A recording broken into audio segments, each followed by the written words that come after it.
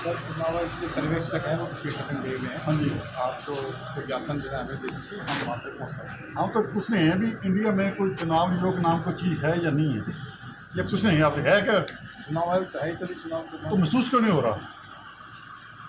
एक आदमी स्टेज पे बोल रहा है भी मंदिर मस्जिद है गुरुद्वारे नसूर बन चुके तोड़ देने चाहिए, तो चुनाव आयोग क्या कर रहा है? मोदी का तोता बना पिंजरे का बना हुआ है। सरें वो लाइव बोल रही हैं और सीएम बढ़ के तालियां लगा रहा है। इससे शर्मनाक बात क्या होगी चुनाव आयोग के लिए? मुझे आप बता दीजिए, ये भाषा है यूज करने वाली कि गुरुद्वारे नसूर बन चुके हैं। ये नसूर नहीं देश के लिए, आज नसूर बीजेपी बन चुके देश के लिए। संदीप दायमा जैसे लोग जो फिरका बस लोग हैं वो नसूर बन चुके देश के लिए। जो स्टेज पे बोल रहे हो, शर्म आती है? योगी आदित्य बालना को ताड़ियां मार रहे हैं जैसे खुसरे ताड़ियां लगाते हैं आकर।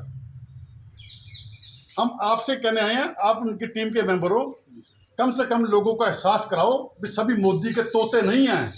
यहाँ जिंदा जमीर लोग बैठे हैं, नौकरी आती चली जाती हैं, पर जो ऊपर नौकरी करोगे ना जाएगा, वो सारा दुनिया हिसाब वो मांगेगा आकर। तो किस तरह की भाषा प्रयोग कर रहे हो आकर?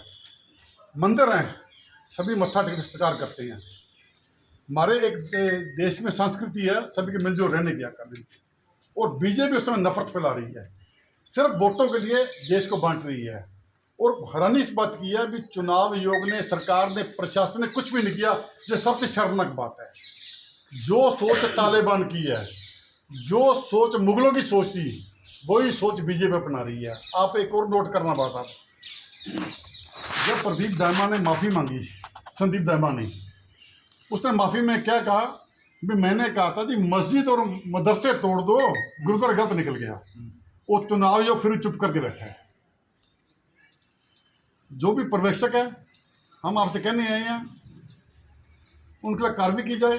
और गंगा हनुमानगढ़ हमारे ज़िले हैं, अगर यहाँ पर ऐसी कोई बात होगी, वो चुनाव आयोग चुप करके बैठा रहा, फिर हम इसी चुनाव आयोग को यहीं आकर बात करेंगे। आप अधिकार को बोल देना, यहाँ पर हमें तोते नहीं चाहिए, हमें चाहिए प्रॉपर ड्यूटी करने वाले जो देश के लिए मरे और अपने सिद्धांत के लिए मरे। यहाँ का बड़ा स्पष्ट बोलना जी। सिख समाज गए थे, वो कह के गए भी हमें तोते नहीं चाहिए मोदी के, हमें वो जो ईमानदार हो। अगर सिख को गलत है तो ठोक के बोलो गलत आकर, कोई भी गलत हो ठोक के बोलो जी। आप जी हम ज्ञापन की कापी देने आए हैं और पहुँचा दिए, और साथ में हमारा मैसेज क्लियर कर दीजिए। हम देश में एकता और अखंडता चाहते हैं, हम आपसी भाईचारा चाहते हैं। वोटों की आड़ में हमारा भाईचारा खत्म हो, नफरत पैदा हो, हम वो बात कभी नहीं चाहते। और इसके लिए जो सरकार ने नई ड्यूटी, सरकार भी वैसी है और वैसे गाँव पर्यवेक्षक वैसे आ गए हैं जिन्होंने आज तक कार्रवाई कोई नहीं किया कर। आज जो कितना बॉल खड़ा हो रहा है, कोई किया चुनाव आयोग ने जी? कमाल की बात है भी मुंह में वो घुघनियाँ डाल के बैठ के बोल नहीं दे रही हैं। ठीक है नहीं, आप हमारा बात थोड़ा रखना आसान है।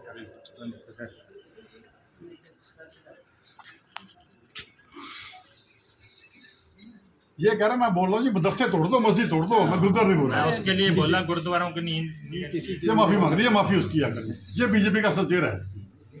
ठीक है सर, ठीक है। और जिस तरह की भाषा का प्रयोग किया है वो बहुत ही अफसोसनाक भी है और निंदनीय है। एक लीडर ने तो एक समाज और खास विशेष तौर पर सिख समाज के बारे में और धर्म स्थलों के बारे में जिस तरह की बात कही है, ये बहुत ही निंदनीय है।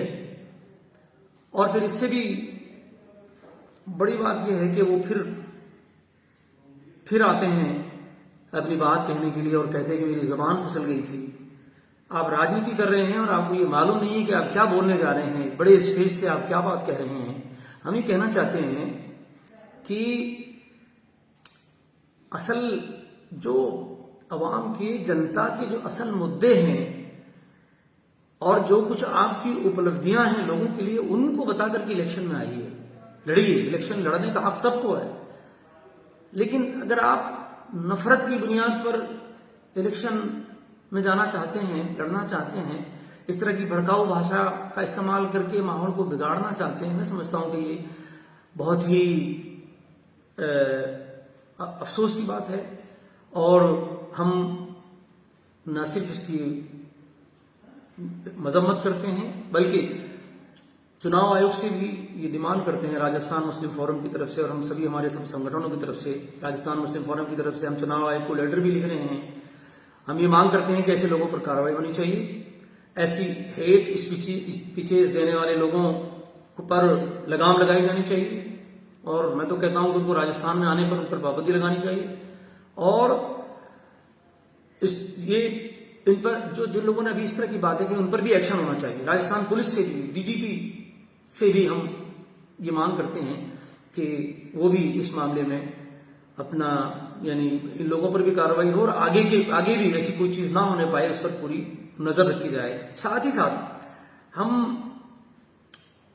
लोगों से भी, आवाम से भी इस मौके पर यह अपील करना चाहते हैं कि वो ऐसी भड़काऊ और नफरत फैलाने वाली बातों में और ऐसे लोगों के फरेब में ना आए। वो सही मानों में हमारे यहाँ बहुत अच्छा इलेक्शन हो जाए, और साफ सुथरा इलेक्शन हो, बड़े शांतिपूर्ण तरीके से अमन और सुकून के साथ इलेक्शन हो जाए और एक अच्छी सरकार बने। इसके लिए हम सबको मिलजुल करके प्रयास करना होगा।